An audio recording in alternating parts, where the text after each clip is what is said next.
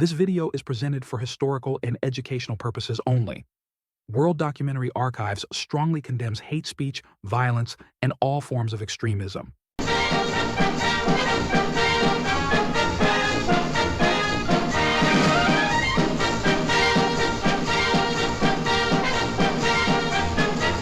Causes and events leading up to our entry into the war. Well, what are the causes? Why are we Americans on the march? Is it because of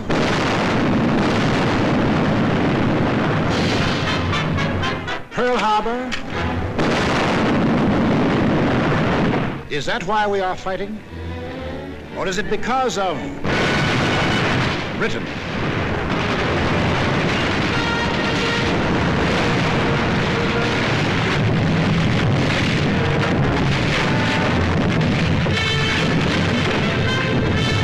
France.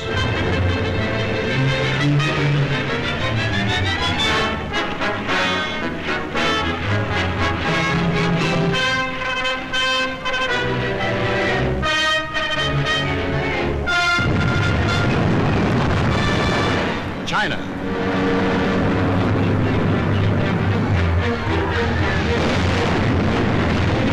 Czechoslovakia.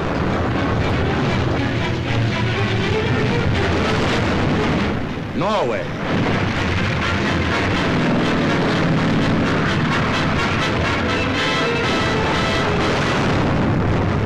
Poland.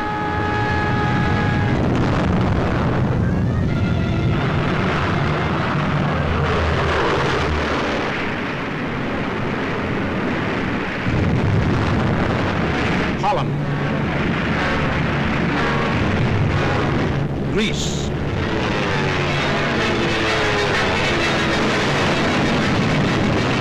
Belgium, Albania, Yugoslavia, or Russia.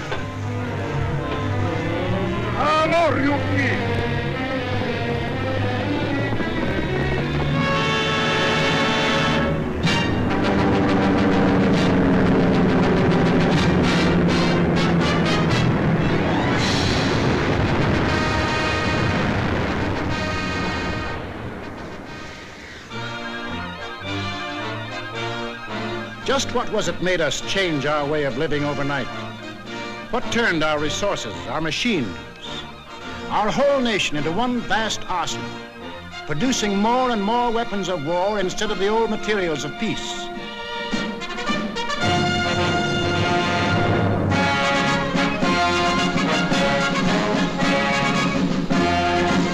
What put us into uniform, ready to engage the enemy on every continent and every ocean?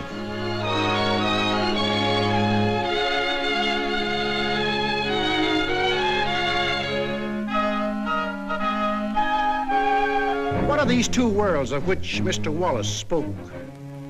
The free and the slave. Let's take the free world first, our world. How did it become free? Only through a long and unceasing struggle inspired by men of vision. Moses, Muhammad, Confucius,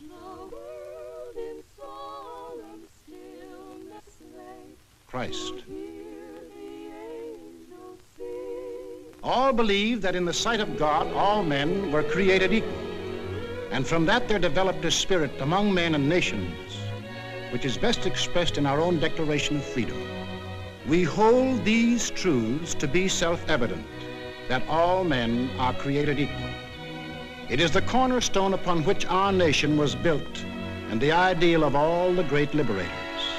Washington, Jefferson, Garibaldi, Lafayette, Kosciuszko, Bolivar, Lincoln. Lighthouses, lighting up a dark and foggy world.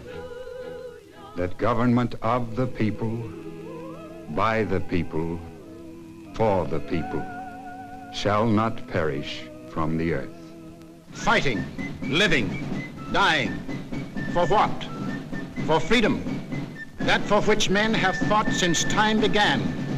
to be free.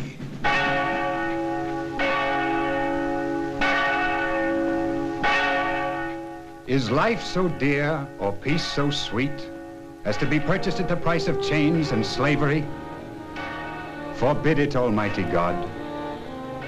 I know not what course others may take, but as for me, give me liberty or give me death.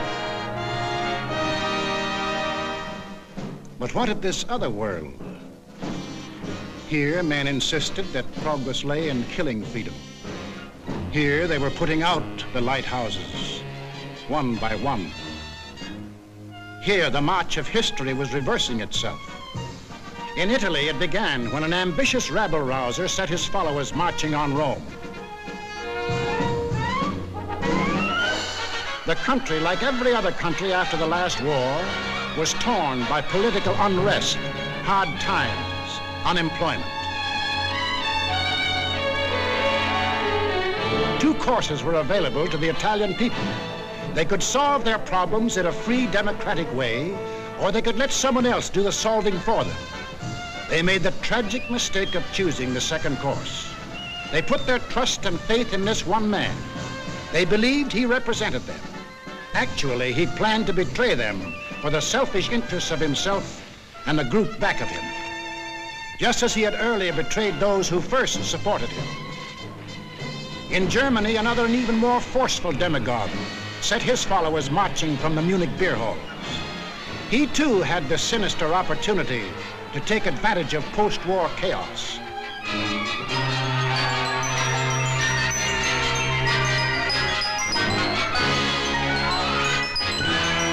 But he also had certain distinctive German characteristics to play on. To start with, the Germans have an inborn national love of regimentation and harsh discipline. He could give them that.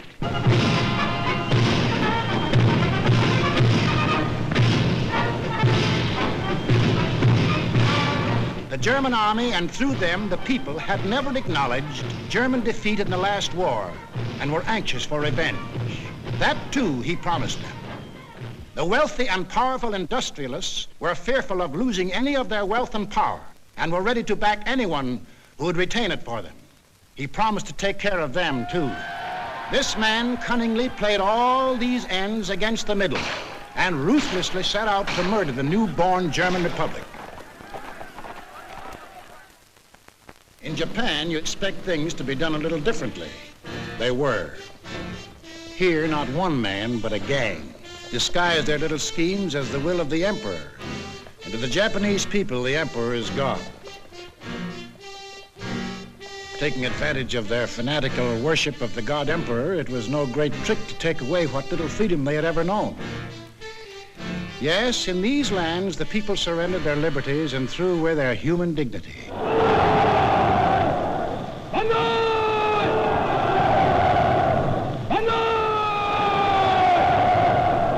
They gave up their rights as individual human beings.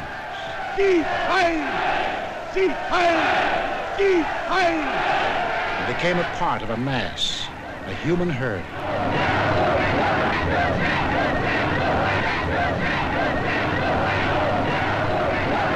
Although these countries were far apart and different in custom and in language, the same poison made them much alike. Each got a new uniform. In Italy, the new bosses wore black shirts. In Germany, the shirts were brown. In Japan, they hid behind the uniform of the army. But really, they belonged to a sinister secret society. Their symbol was a black dragon. The other fellows had to have a symbol too. Germany, a swastika. In Italy, the old Roman symbol of the fascists. In Germany, they called the new order National Socialism, or Nazism. In Italy, they had a shorter word, Fascism. In Japan, they had lots of names for it. The new era of enlightenment, the new order in Asia, the eco-prosperity sphere. But no matter how you slice it, it was just plain old-fashioned militaristic imperialism. The Japs would get the prosperity, and the others would get the coal. They say trouble always comes in threes. take a good close look at this trio, remember these faces. Remember them well. If you ever meet them, don't hesitate. Eine wahrhaftige Weltanschauungspartei sein. Und zweitens, Sie wollten, Herr... Stop thinking and follow me, cried Hitler. I will make you masters of the world. And the people answered, Heil!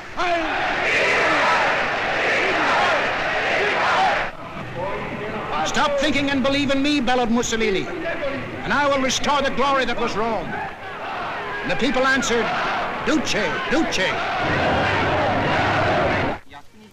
Stop thinking and follow your God Emperor, cried the Japanese warlords, and Japan will rule the world. And the people answered, Banzai, Banzai. Each system was alike in that the constitutional law-making bodies gave up their power. The Reichstag in Berlin, the House of Deputies in Rome, the Diet in Tokyo. And these elected representatives became collections of stooges, rubber stamp organizations. Applauding on cue the words of the leaders. Each system did away with free speech and free assembly. Each system did away with a free press and substituted a press controlled by the party.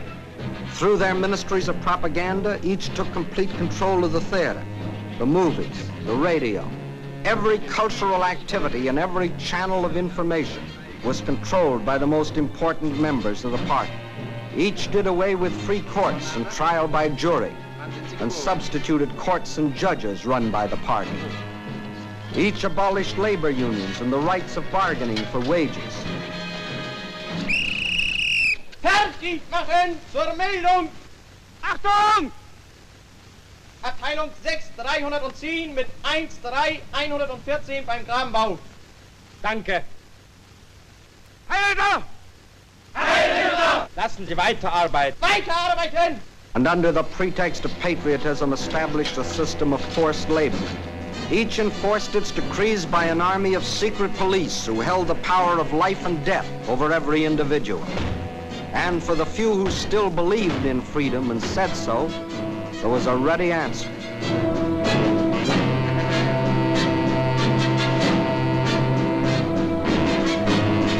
Con una mazza si può imporre silenzio ai più grandi intelletti del mondo. The greatest intellect in the world can be silenced with this. That is an exact translation of the words these black shirts cheer so lustily. Ich sage nur so viel, wenn ich das Wort Kultur höre, dann greife ich schon nach meinem Revolver. Whenever I hear anyone mention the word culture, the first thing I do is reach for my gun. Yes, they had the answer. The blackjack and the gun.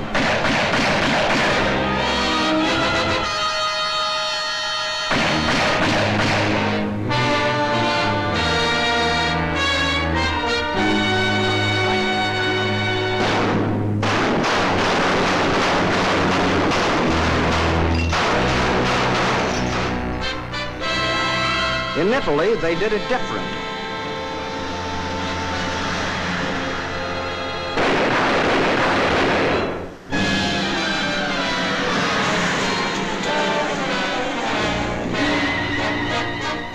While in Japan,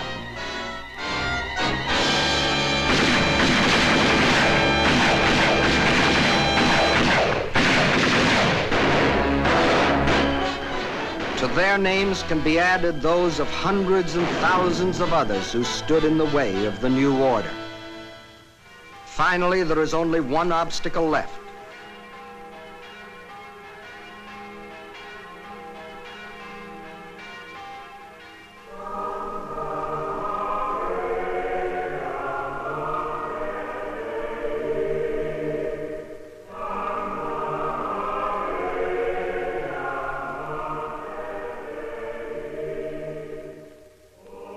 The word of God and the word of Führers cannot be reconciled.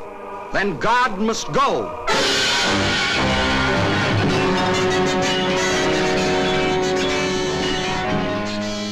I am absolutely clear in my own mind, and I think I can speak for the Führer as well.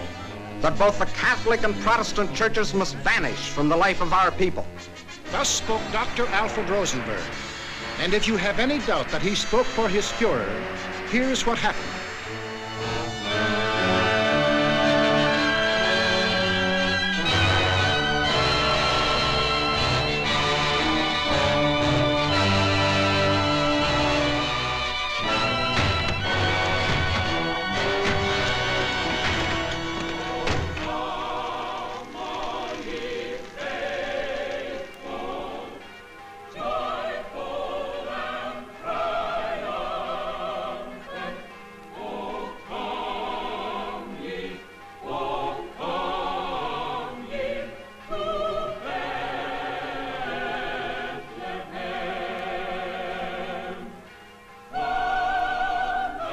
Thousands of other men of God, Protestant, Catholic, Jewish, were persecuted, arrested, confined in concentration camps. Our Führer is the intermediary between his people and the throne of God. Everything the Führer utters is religion in the highest sense. It is only on one or two exceptional points that Christ and Hitler stand comparison. For Hitler is far too big a man to be compared with one so petty. Every day in all German classrooms, Adolf Hitler ist unser Retter, unser Held, der edelste Führer auf der ganzen Welt. Für Hitler leben wir und wir sterben gerne wir. Für den Führer bis zum Tod, denn er ist unser Gott. yes, take children from the faith of their fathers and teach them the state is the only church, and the head of the state is the voice of God.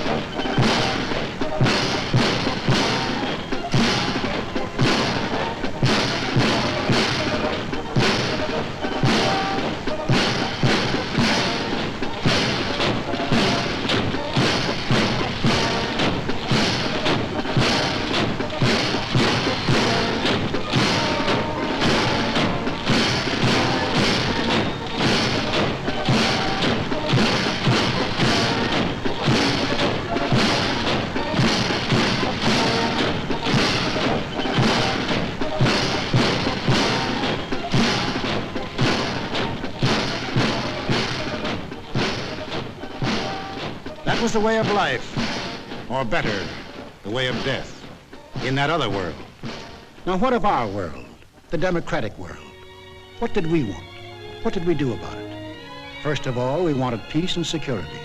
And to prove our sincerity, in 1921, we initiated the Washington Disarmament Conference. This resulted in two vitally important treaties. One, to reduce the size of the British, Japanese, French, Italian, and American fleets.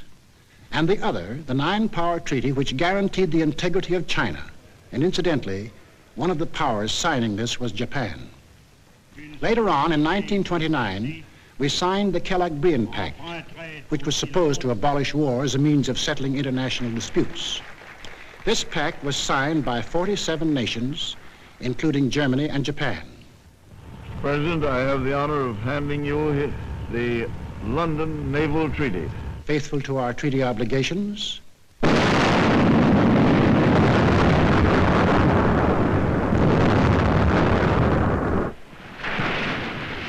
we scrapped more than 60% of our naval tonnage, and our army was reduced to a standing force of 136,000 men, smaller than that maintained by the little state of Romania.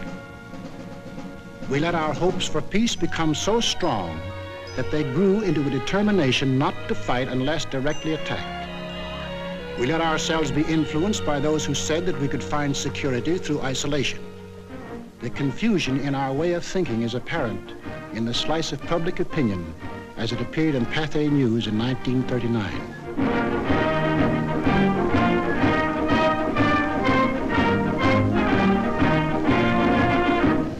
Another war, not for me. This time America should keep out, and I know I will. If war breaks out in Europe, I think that this country should heed the advice of its first president and avoid all foreign entanglements. I haven't the slightest idea of European affairs.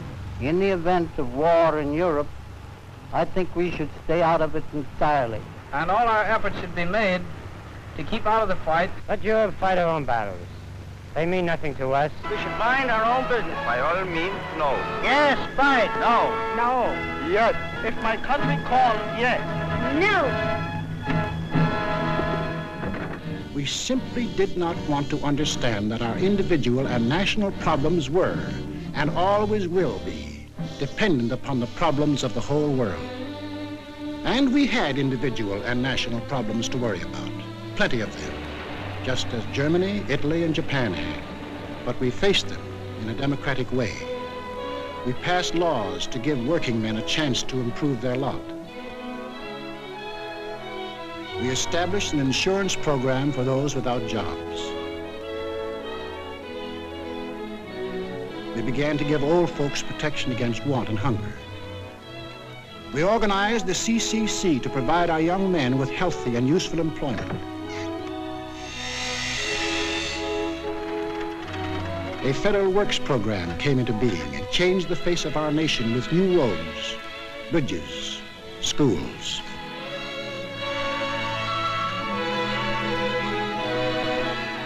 We built great new dams which brought the miracle of electricity to millions of our people. These were some of our accomplishments, but there were others not so creditable. We turned our backs on the League of Nations. We passed the Tariff Act to set a higher wall of isolation around us. We encouraged lawlessness with the farce of prohibition. But in spite of these mistakes, we never had a thought of losing our free institutions. John Q. Public still ran the country. He had his choice of voting for Dewey, Wilkie, Roosevelt, or anybody else. In Germany, they had the choice of voting for Hitler, Hitler, or Hitler.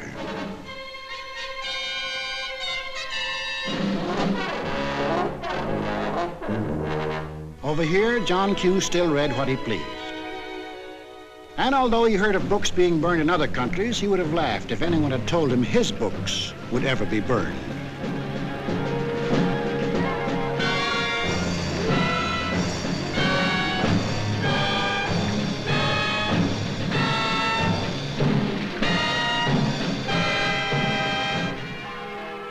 And on Sunday, if he felt like it, John Q. went to any church he pleased.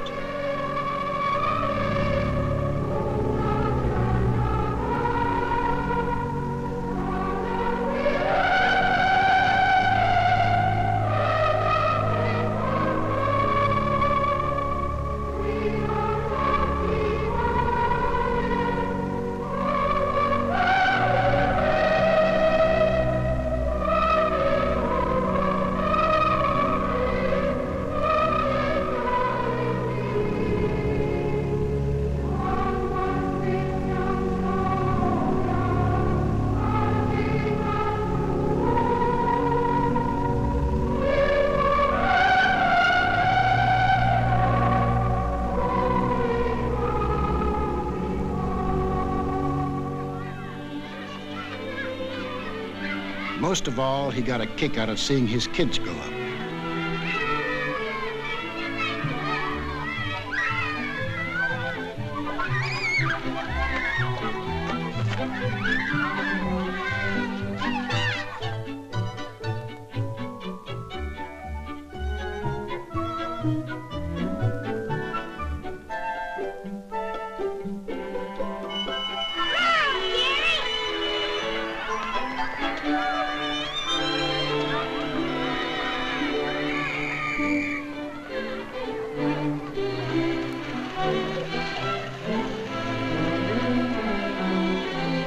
The average American was quite unconscious of the fact that some people had this in mind for the little John Q's.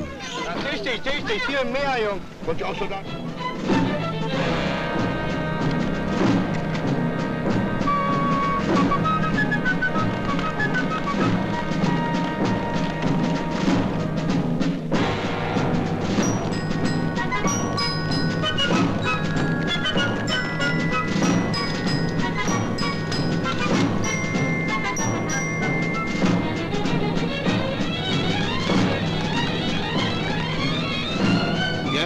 While their children were being trained to kill, John Q's kids were giving their pennies to help them have life.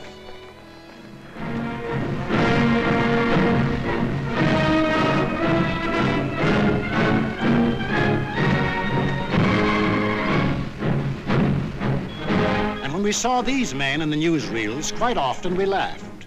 To us, they looked like characters in a musical comedy.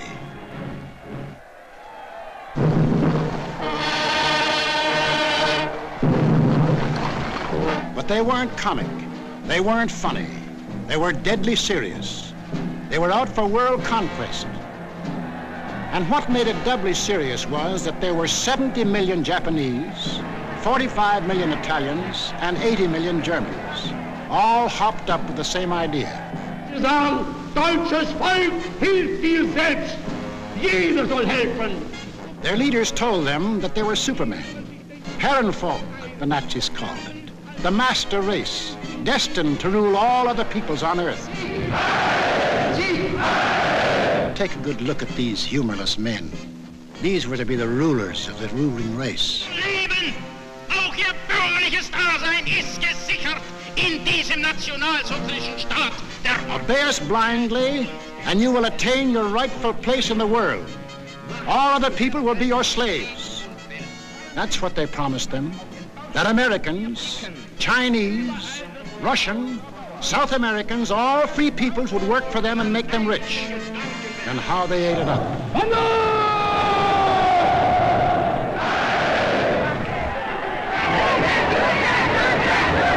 We shall restore the glory that was Rome. Today we rule Germany. Tomorrow the world. The Pacific is ours. It was inevitable that these countries should gang up on us. The little fellow is our pal, Kurosu, who smiled his way into our hearts in December 1941. Here he and his friends are busy carving up the world in advance, staking out their claims. Take a good look at these claims. Here was the Italy that Mussolini took over in 1922. And almost his first act was to tell the Italians they were the rightful owners of Corsica, Nice, Savoia, Albania, Tunisia, Ethiopia, and a land corridor linking it with Libya. Later on, he had an even bigger dream. The old Roman Empire as it existed nearly 2,000 years ago, to dominate all the lands adjoining the Mediterranean. Mare Nostrum. Our sea, they called it, just as the ancient Romans did. As for the Japanese, they had some ambitions too. By 1920, they had grabbed off Formosa, Korea, and the southern half of the island of Sakhalin. Then Baron Gishi Tanaka, the prime minister, carefully set down Japanese aims in a document called the Tanaka Memorial. It was presented to the emperor July 25th, 1927.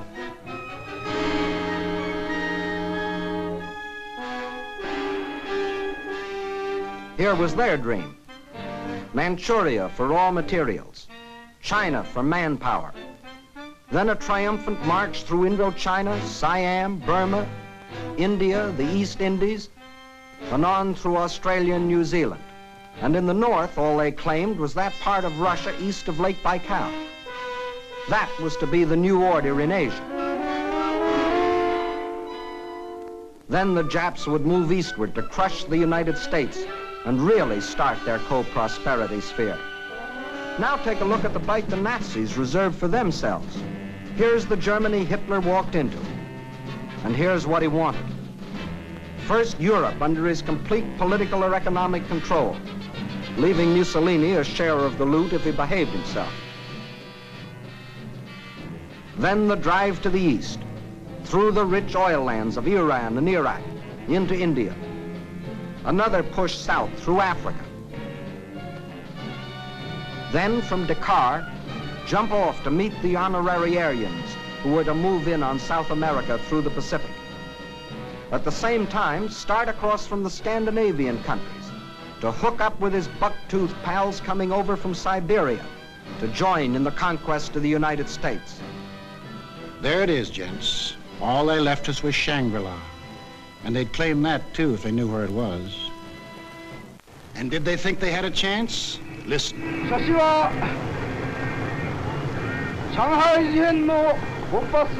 When war comes between Japan and the United States, I shall not be content merely to occupy Guam, the Philippines, Hawaii, and San Francisco. I look forward to dictating the peace to the United States in the White House at Washington. Yamamoto wrote those words on January of 1941. Yes, the conquering Jap army down Pennsylvania Avenue. That was the final goal. You will see what they did to the men and women of Nanking, Hong Kong, and Manila. Imagine the field day they'd enjoy if they'd marched through the streets of Washington. But before striking, a preliminary step was necessary.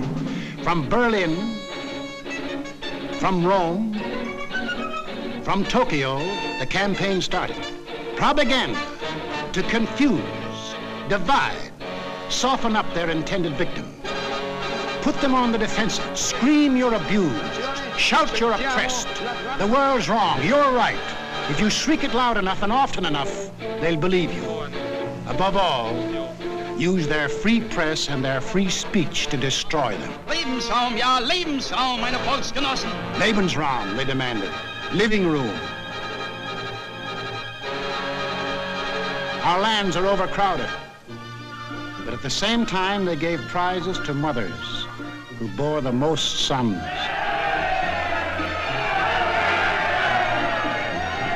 They brought together large groups of young men and young girls for human breeding. Read what one of their leaders wrote.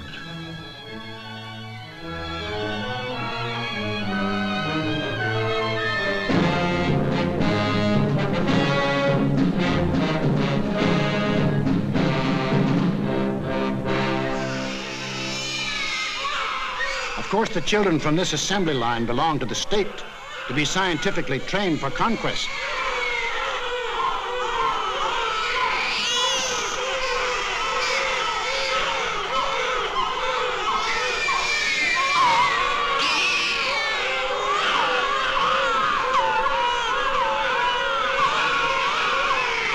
Another howl was the lack of raw material.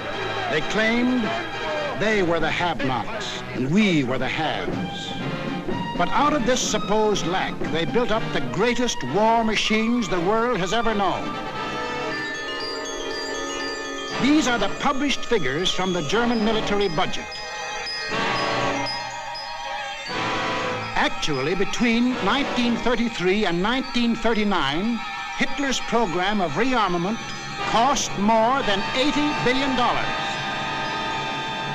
The Nazis alone assembled a striking force of 30 panzer divisions, 70 motorized divisions, 140 infantry divisions, plus the Luftwaffe, the world's largest air force. And they had no raw materials. Think of the bread, the automobiles, the good things of life that the German, Italian, Japanese leaders might have given their people if they had spent this money for peace instead of war. You know what billions we are now spending to match their military force? No.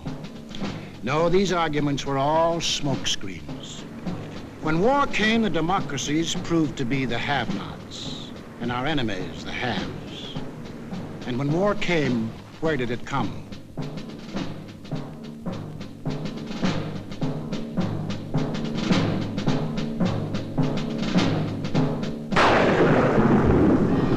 Remember that date, September 18th, 1931, a date we should remember as well as December 7, 1941. For on that date, in 1931, the war we are now fighting began. The place was Manchuria, the northernmost province of China, 6,000 miles from San Francisco.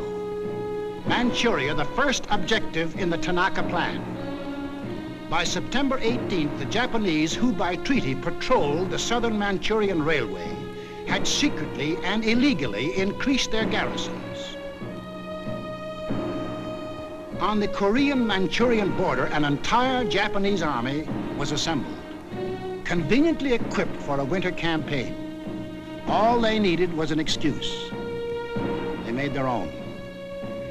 At 10:30 that night, just after the Mukden Express had passed by, a section of track was dynamited, causing damage to one rail and 2 fish plates.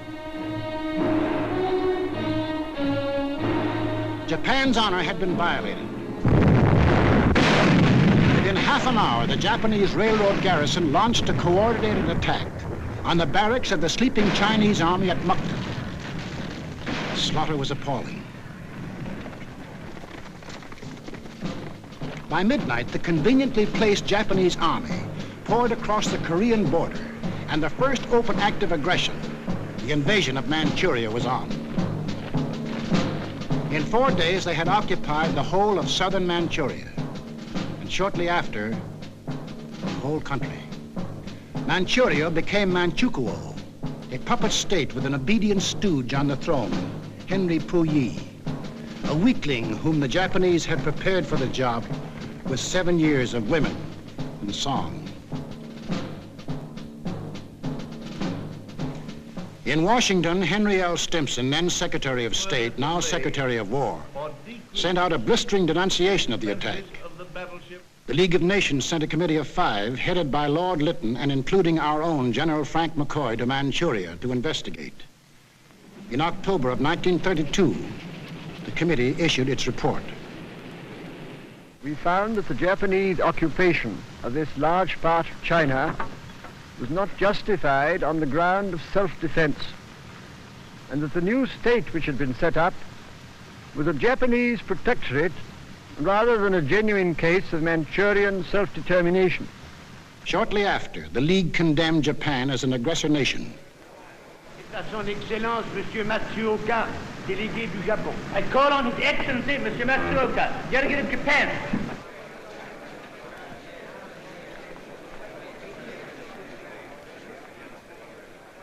It is a matter of common knowledge that Japan's policy is fundamentally inspired by a genuine desire to guarantee peace in the Far East and to contribute to the maintenance of peace throughout the world. Japan, however, finds it impossible to accept the report adopted by the Assembly. In answer, the Japanese delegates, knowing there were no guns behind this condemnation, smiled, took up their briefcases, marched out of the League. More than Manchuria was dead. Collective security was dead. The green light had been given the aggressors. We and the rest of the world knew that these aggressors should be stopped and punished, but we were unwilling to make the necessary sacrifices to back up that opinion. It was impossible to convince a farm boy in Iowa, or a driver of a London bus, or a waiter in a Paris cafe that he should go to war because of a mud hut in Manchuria. Yet the subsequent course of history makes it clear that that incident, so many miles away, is one of the main reasons that you and millions of others are in uniform today. Japs had Manchuria. Phase number 1 of the Tanaka Plan was completed. Phase number 2, the conquest of China. In 1932, without warning, the Japs attacked the Chinese city of Shanghai.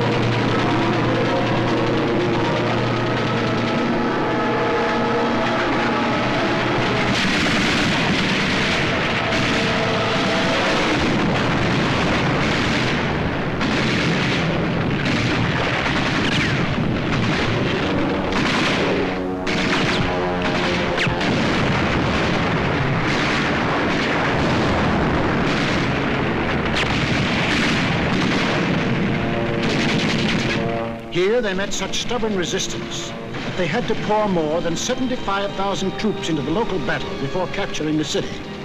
This resistance made them decide to shift their campaign to the north, and in 1933 they added the province of Yehol to Manchuria. Yes, the Japs launched the second phase of the Tanaka Plan, but they had yet to finish it. A united nation stands against them. Under the inspired leadership of General Chiang Kai-shek, the Chinese people fought and still fight on. Meantime, what of Japan's partners? What helpless people were they planning to bomb, slaughter, drive into slavery? Hitler was not yet ready, but Mussolini was. Mussolini had to be. His people were growing restless. Fascism hadn't produced the heaven on earth that he had promised them. So he pulled the old trick of launching a foreign war to divert attention from troubles at home. So Mussolini beat his chest like Tarzan and looked around for a worthy foe. He found one, Ethiopia. A good country for the beginning of a glorious empire. Its army had no machine guns. Its army had no tanks. Its army did have an air force, exactly one old airplane. One airplane against a nation which had developed the new theory of total air war, of the blitz which would wipe out cities, destroy civilians, man, woman, and child. In October of 1935, following the Japanese example, an incident was provoked at the little settlement of Wal near the border of Ethiopia and Italian Somaliland. Italy's honor had been violated. Refusing any arbitration, Mussolini moved the whole might of his army through the Suez Canal to overrun the undefended country.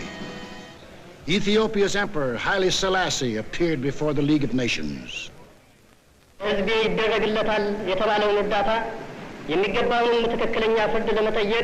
I must still fight on until my tardy allies appear, and if they never come, I say to you without bitterness, the West will perish.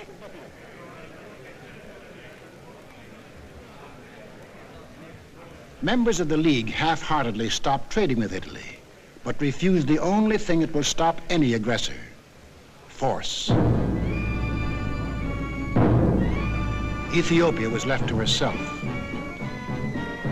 Native leaders came to pledge their allegiance.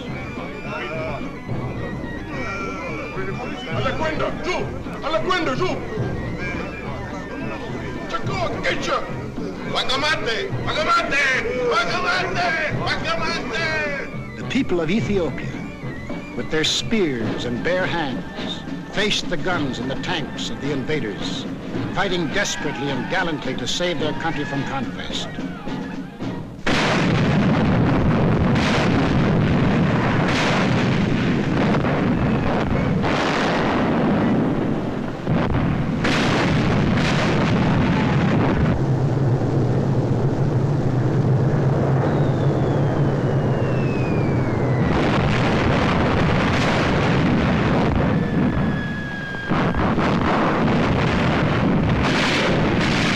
Fought, and they died.